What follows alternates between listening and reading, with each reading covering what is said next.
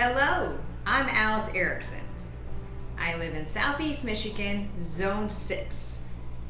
I like to share recipes, organic gardening methods, and preserving techniques with my viewers who love to cook and garden, so therefore they get the most out of their harvest. This is Sally.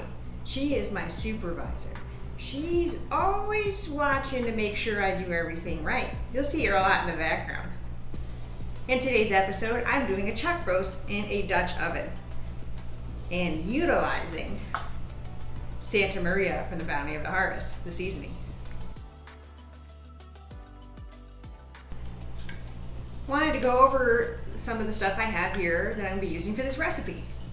The Santa Maria is fantastic for being universal. It is also incredibly good with beef.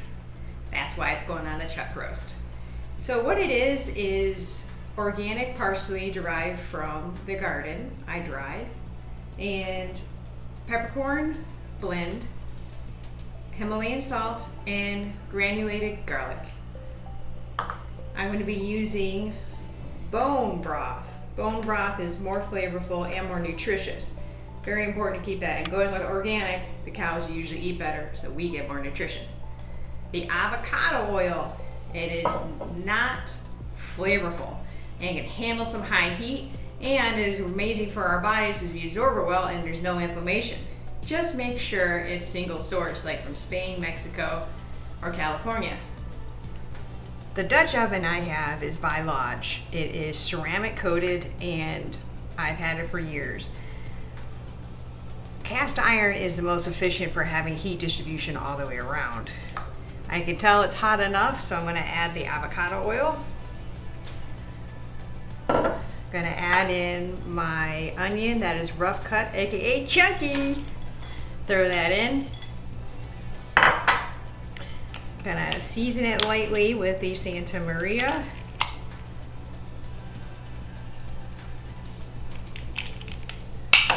And then I will let it cook for a little bit, and then I will move it, and once it's translucent, I will take the onions out, so that way I can reheat the Dutch oven and I can sear that chuck roast.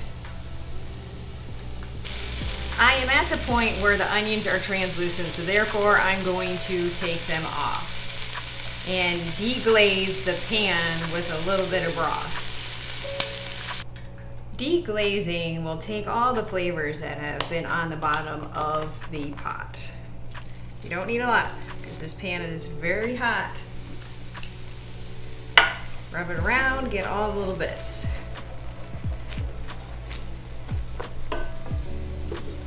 I'm going to turn the burner on to max because I'm about to sear the chuck roast. So let that clear up and boil off.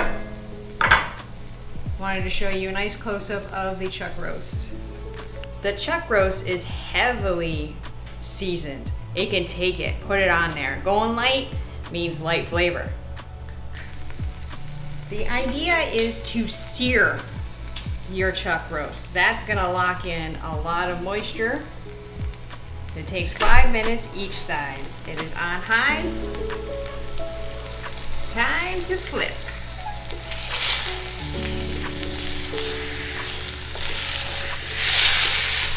Look at that, nice sear. Go another 5 minutes. Then I will do the edges very lightly, all the way around. It's time to sear the edges. I just grab the meat. Oh, that side's even better seared. Yeah! Just go, and this is very fast. Just locking in the edges.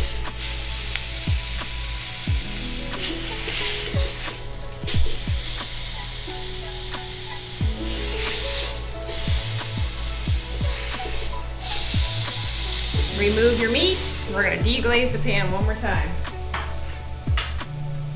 You can deglaze with red wine, by the way, that adds a lot of amazing flavor. But I'm using broth. Do use gloves when holding a cast iron because they are hot all the way around. Oh yeah, that's just a bunch of flavor coming in here. Put the deglaze in there.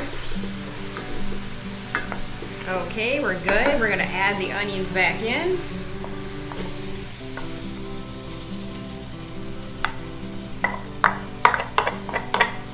And then the beef is gonna go on top of that.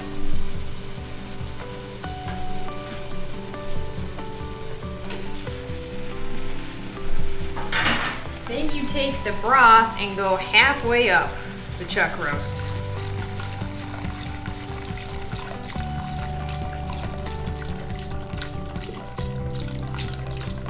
Make sure that you have enough for when it's cooking to have a good amount of moisture.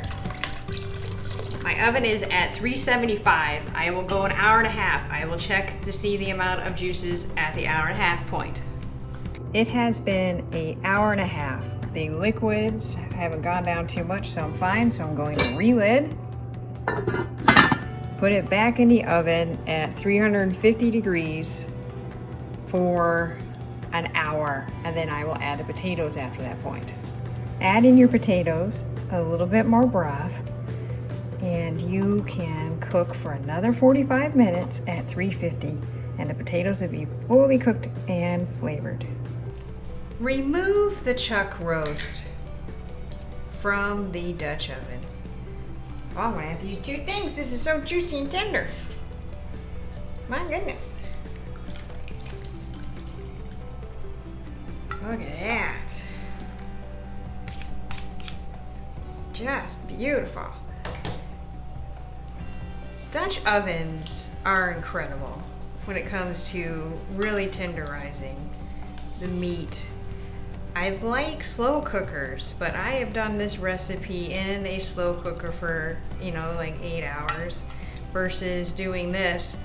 It came out so much better when I used the Dutch oven. So that's why I'm sharing my recipe with you today, because I want yours to come out just as amazing. It is important to let the roast rest because it'll reconstitute all of the juices.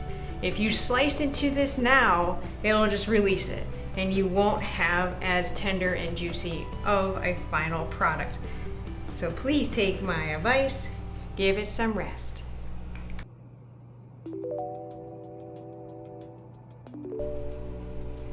If you enjoyed today's episode, click that like button. So therefore, the algorithm will work in your favor. By subscribing to the channel, you will be notified of new content. In the Dropbox below, I have put the recipe and products that I suggest using. Thank you very much for viewing today. Hope to see you soon.